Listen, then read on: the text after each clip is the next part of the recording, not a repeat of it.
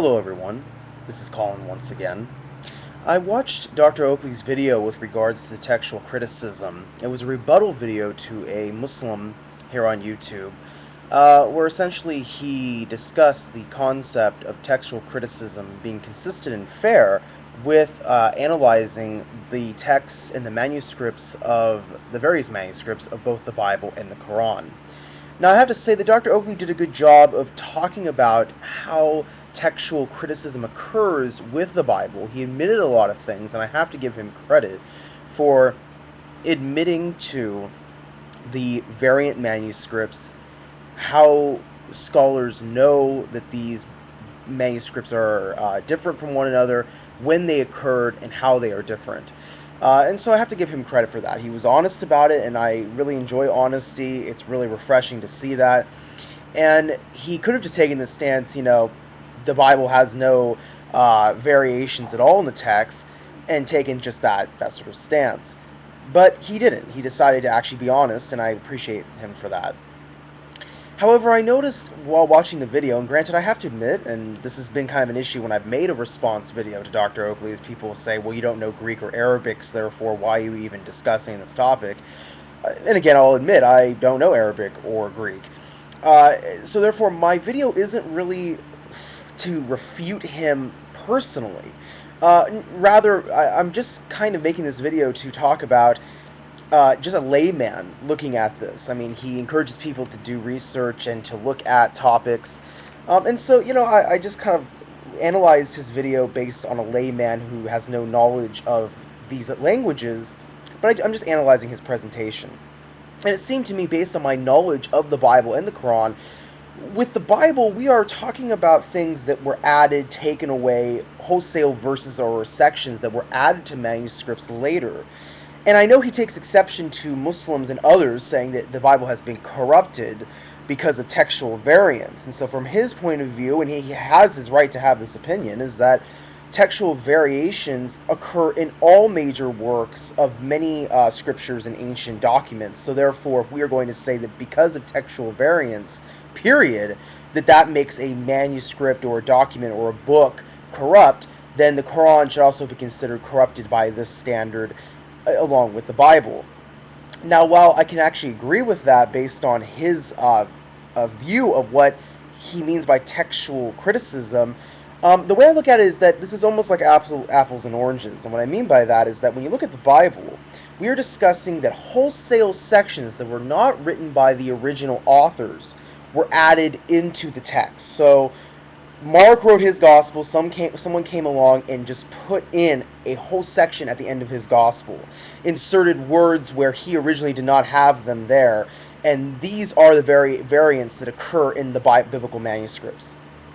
Now with the Quran really doesn't have this issue as far as the manuscripts.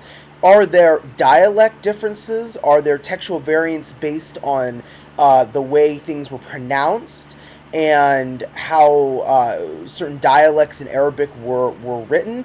That is the variants that are in the Quran. So really, to say that the Bible and the Quran suffer from the same exact textual criticisms and variants, I think that's basically, like I said, it's like apples and oranges. On a basic level, are there textual variants with manuscripts from both books? Absolutely. But what is the nature of the textual variants? That is what the question needs to be. And really, the textual variants are different for both books.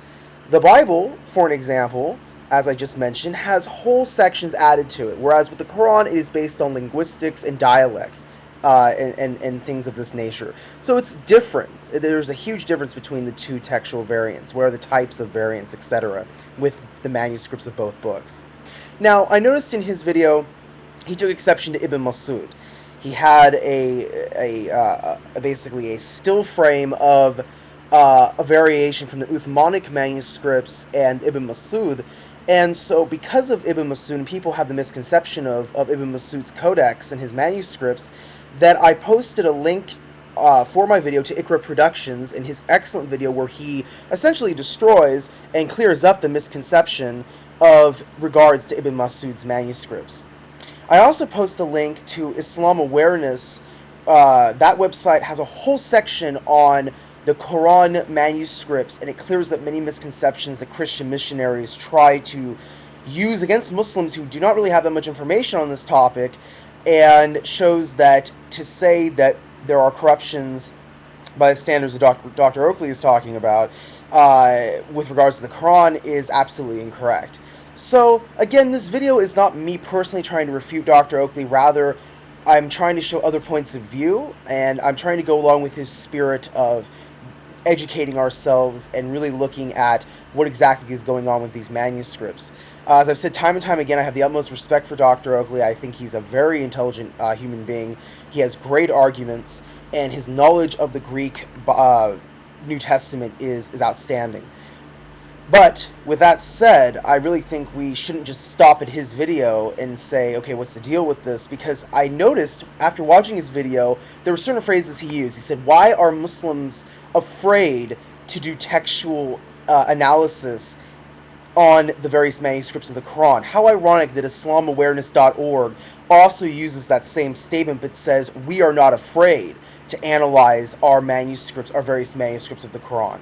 So with that in mind, I would like to end this video based on a note of education, and I encourage you to, my viewers, to watch Iqraproduction's video based on Ibn Masud, since Dr. Oakley mentioned that in his video, part 2 of his video, and I also encourage people to look into IslamAwareness.org and see the evidence they bring forward with regards to the question, what is the issue with the Quranic variations of the manuscripts.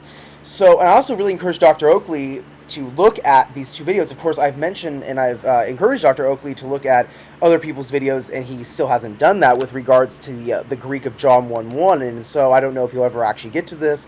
I don't know if he'll actually watch my video, and I don't know if he'll ever take up the time to actually look at Islam Studio's video based on my past video with regards to him. But hopefully he will, because I think this is an interesting topic, and I think Iqraproductions and IslamAwareness.org has a lot of great information to bring to the discussion of this topic. So with that in mind, I end this video. Peace be with you all.